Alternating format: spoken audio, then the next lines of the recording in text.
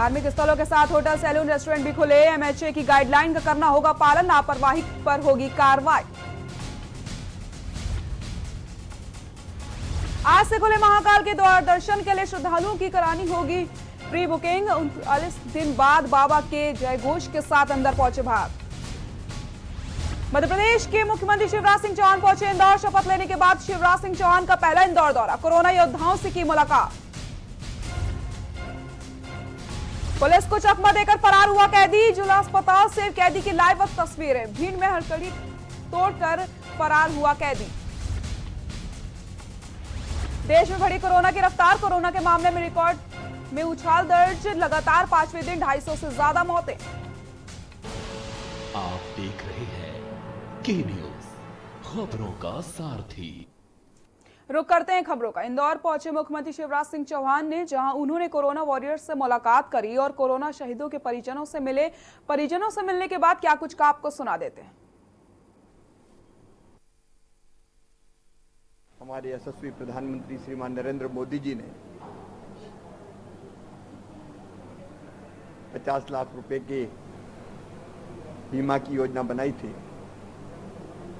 मध्य प्रदेश ने तय किया कि बीमा के बजाय अगर ऐसी घटना होती है तो 50 लाख रुपए की सम्मान निधि परिवार को दी जाएगी। सास की सेवा में है तो आश्रित के परिवार के में जो आश्रित थे उनको नौकरी देने का प्रावधान किया है। एक्स्ट्रा ऑर्डिनरी पेंशन भी देने का प्रावधान है।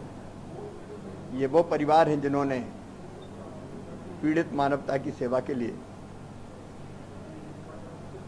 अपनों को गंवाया है।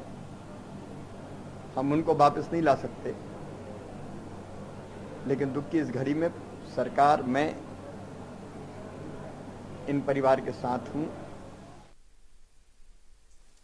उमरिया के मानपुर विधानसभा के विधायक एवं आदिम जाति कल्याण मंत्री मीना सिंह इन दिनों जिले के दौरे में हैं, जिसके चलते वो बिलासपुर पाली पहुंची और माता बिरसानी का दर्शन किया, विश्व मंगल की कामना करी। साथ ही साथ समस्त नगर वासियों और भाजपा कार्यकर्ताओं से सौजन्य भेंट की। नगर के व्यापारियों सहित अनेक संगठनों ने मंत्री मीना सिंह का भव्य स्वागत किया। आदिम जाति कल्याण मंत्री मीना सिंह ने कहा कि मुख्यमंत्री शिवराज सिंह चौहान के नेतृत्व में भाजपा की जनहितैषी सरकार जनता की सेवा में कोई कसर नहीं छोड़ेगी।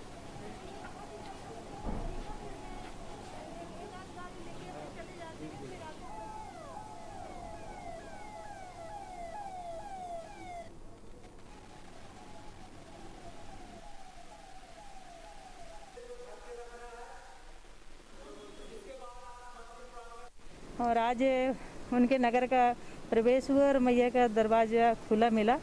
ये उनकी कृपा से ही सब कुछ संभव हुआ है और आज मैया का दर्शन प्राप्त करी और उनकी कृपा से ही आज यहाँ तक पहुँची हूँ और आप सबका भी बहुत आशीर्वाद है। नहीं तो मैं तो बहुत छोटी कार्यकर्ता हूँ संगठन की, आप सबको पता है। आज जो कुछ भी संभव हुआ है, आज चाहे प्रदेश में आज एक मंत्री के रूप में आप सबके आशीर्वाद से जो सम्मान प्राप्त हुआ है, तो ये उनकी कृपा है। भोपाल के लक्ष्मी नारायण मंदिर के बाहर प्रसाद की दुकान लगने वाली यशोदा पाटिल अब मायूस होती जा रही हैं। लॉकडाउन के खुलने के बाद इन्हें उम्मीद थी कि मंदिर खुलेंगे, फिर भक्त आएंगे, फिर से अपनी दुकान खोलेंगी और फिर से जिंदगी पटरी पर लौट जाएगी। लेकिन मंदिरों के प्रसाद वितरण न होने से के फैसले में अब मायूसी छा गई है। इनके सामने सबसे बड़ा संकट ये है कि अब ये अपने घर का गुजारा कैसे करेंगे। इनका मानना है कि ऐसा ही एक दिन चलता रहा तो बीमारी से बाद मरेंगे, लेकिन भूख से पहले मर जाएंगे। यशोदा की मजबूरी का अंदाजा इसी बात से लगाया जा सकता है कि इन्हें परिवार का पेट भरने के लिए अपना मंगलसूत्र तक बेचना पड़ा। बता दें कि सरकारी योजना के तहत मुख्यमंत्री शिवराज सिंह चौहान ने स्ट्रीट वेंडरों की राहत देने के लिए नई योजना बनाई थी। मंत्रालय की सड़क पार करते ही बसी झुग्गी बस्ती में यशोदा रहती हैं, लेकिन उन्हें सरकार की इस योजना के बारे में कोई जानकारी ही नहीं है।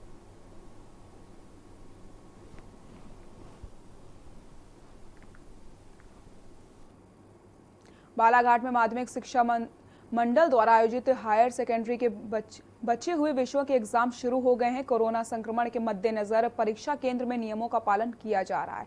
जिले में इसके लिए 125 केंद्र बनाए गए हैं। परीक्षाओं में पालियों में होंगे दूसरे जिलों में से आए 101 विद्यार्थी भी शामिल होंगे। कोरोना संक्रमण के चलते परीक्षा केंद्रों में सोशल डिस्टेंसिंग, सैनिटाइजर और हाथ धोने की व्यवस्था के साथ साथ केंद्र में प्रवेश होने से पूर्व थर्मल स्क्रीनिंग के इंतजाम किए गए हैं। परीक्षा दे रहे सभी विद्यार्थियों को मास्क पहनना अनिवार्य किया गया है।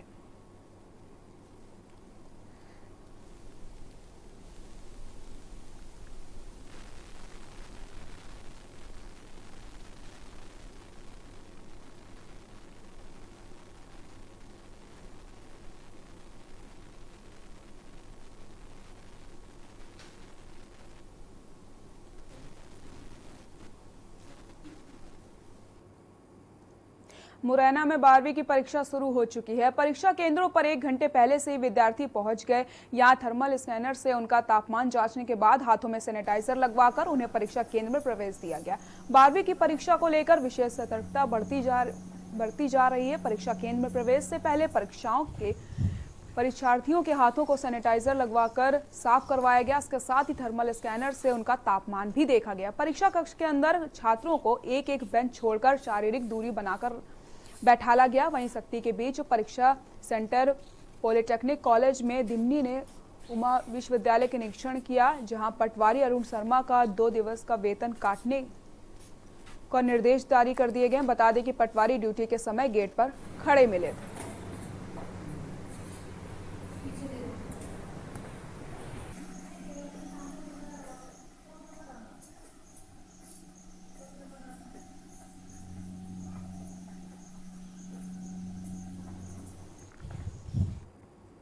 यहां रुकते हैं एक छोटे से ब्रेक के लिए, जल्द हाजिर होते हैं।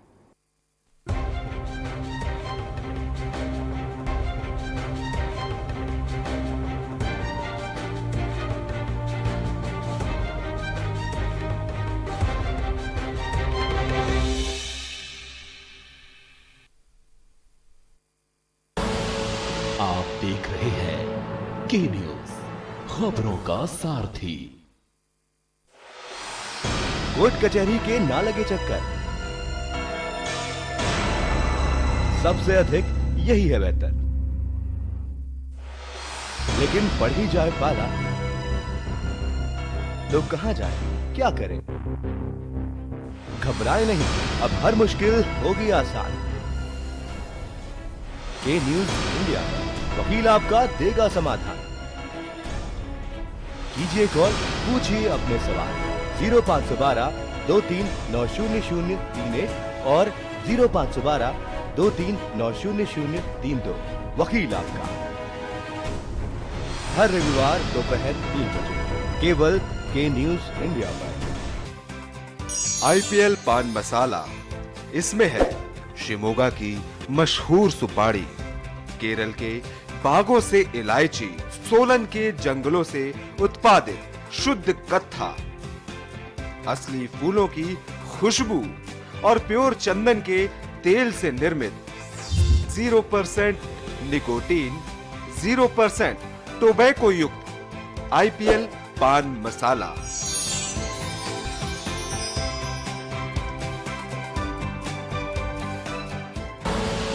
आप देख रहे हैं के न्यूज, खबरों का सारथी। मिलेगा हर समस्या का समाधान। विवाह में बाधा, जीवन में वास्तु शास्त्र का प्रभाव, शिक्षा में ग्रह नक्षत्रों का प्रभाव, कारोबार में आने वाली हर बाधा का, जिंदगी में ग्रह नक्षत्रों का प्रभाव, नौकरी में बाधा। देखिए हर समस्या का समाधान लाइव विद आचार्य लंकेश। क्या है प्री मैरिज कॉन्ट्रैक्ट? क्यों करते हैं प्री मैरिज कॉन्ट्रैक्ट? क्या जरूरी है प्री मैरिज कॉन्ट्रैक्ट? क्या प्री मैरिज कॉन्ट्रैक्ट बढ़ाएगा तलाक? क्या बनाएगा वैवाहिक संबंधों को बेहतर? पाएं प्री मैरिज कॉन्ट्रैक्ट से जुड़े हर सवाल का जवाब 0512-239-0031 और 0512-239-0032। हमारे खास कार्यक्रम वकील आपका में कॉल करना ना भूलें, सिर्फ के न्यूज इंडिया पर।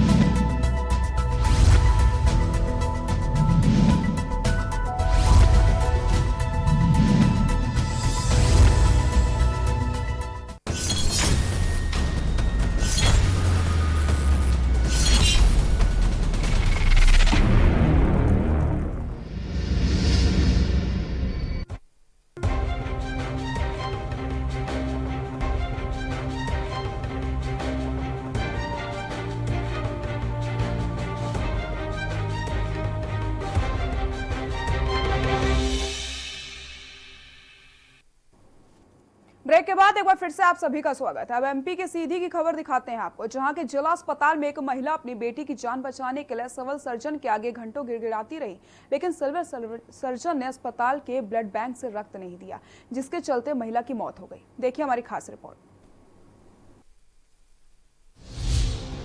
रक्त के अभाव में युवती हार गई जिंदगी। रक्त के लिए अस्पताल में गिड़गिड़ाती रही मां। कलेक्टर के आदेश के बाद भी नहीं मिला रक्त। सिविल सर्जन ने ब्लड बैंक से नहीं दिया खून। युवती की मौत का आखिर जिम्मेदार कौन? पहले आप ये पूरी वार्तालाप सुनिए, फिर बताएंगे कि आखिर ये महिला किसके सामने किस लिए गिड़गिड़ा रही है, अनुरोध कर रही है। बेचारी के लेडीज की जान जा रहा है, ब्लेट अपना जान रहा वही बेचारे के लिए नहीं देख बदलाया तो कुछ अपना सहारा कर दे ना। बोला देखिए हमारे कारण दे दिया पता लगा कुछ दूसरा दे ऐसा सर अपना पंचे ऐसा बोल जाती कि जा कहू बला सर सुनी जिसके पास नहीं है सर तो कहाँ से बुला ला रहे का पैसा नहीं खरीद लिए। ये तस्वीर एमपी के सीधी के जिला अस्पताल की है, जहां कोरोना काल के दौरान एक महिला अपनी बिटिया की जान बचाने के लिए अस्पताल में डॉक्टर के आगे ब्लड देने की गुहार लगा रही है। इमरजेंसी बेचारी के लेडीज की जान जा रहा है, ब्लेट अपना जान रहा वही बेचारे के लिए नहीं देख बदलाया तो कुछ अपना सहारा कर दे ना। बोला देखिए हमारे कारण दे दिया पता लगा कुछ दूसरा दे ऐसा सर अपना पंचे ऐसा बोल जाती कि जा कहू बला सर सुनी जिसके पास नहीं है सर तो कहाँ से बुला ला रहे का पैसा नहीं खरीद लिए। खड़े हैं तभी बेचारे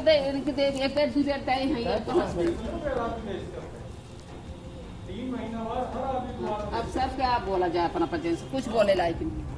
लेकिन सिविल सर्जन की तानाशाही रवैये के कारण युवती को जान देकर खामियाजा चुकाना पड़ा।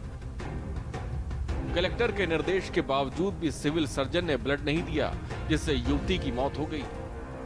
अगर डॉक्टर समय पर ब्लड दे देते तो शायद युवती को बचाया जा सकता था। मजबूर मां सिविल सर्जन के दरवाजे के पास जाकर रक्त देकर बेटी को जान बचाने की गुहार लगाती रही, लेकिन इस मानवता के दुश्मन को दया तक नहीं आई। आखिर युवती की मौत हो गई।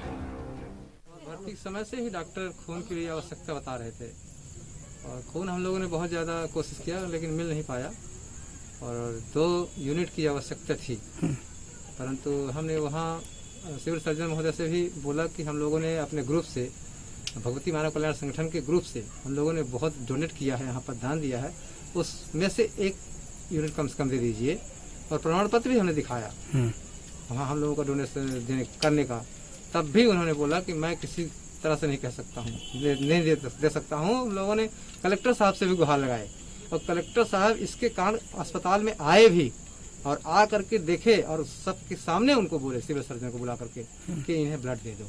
उनके सामने कह लिए। फिर जब हम लोग गए उनसे निवेदन करने कि हमें दिला दिया जाए ब्लड, तो बोले किसी को लाओ, डोनेट करवाओ, तभी मिलेगा, नहीं तो नहीं मिलेगा। और जब मामले ने तूल पकड़ा तो जिस जिला अस्पताल के सिविल सर्जन डीके द्विवेदी ने अपना मुंह खोलकर सफाई देने चले और इनको शर्म भी नहीं आती।